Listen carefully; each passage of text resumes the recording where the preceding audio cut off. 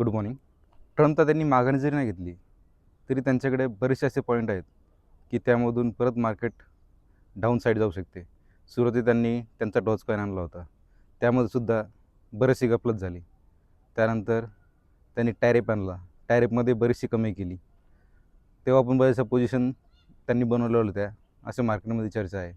त्यानंतर वॉरमध्ये सुद्धा आपण बघितले बरेचशा पोझिशन आता झालेल्या आहेत, त्यामध्ये सुद्धा तात्यांनी बरेचसे पैसे कमवलेले असतील.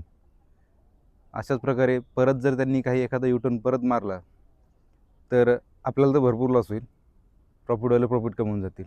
त्यामुळे आपल्याला जेव्हा प्रॉफिट मिळेल त्यावेळेस आपण पण बुक करणं गरजेचे आहे. अशी वाट नाही बघायला पाहिजे की मार्केट पहिल्यासारखं ताबडतोब होईल.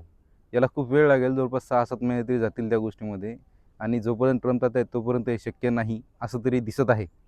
त्यामुळे जशी पोझिशन आपल्याला प्रॉफिटेबल दिसेल, पॉसिबिलिटी आहे की आपण प्रॉफिट बुक केलं पाहिजे.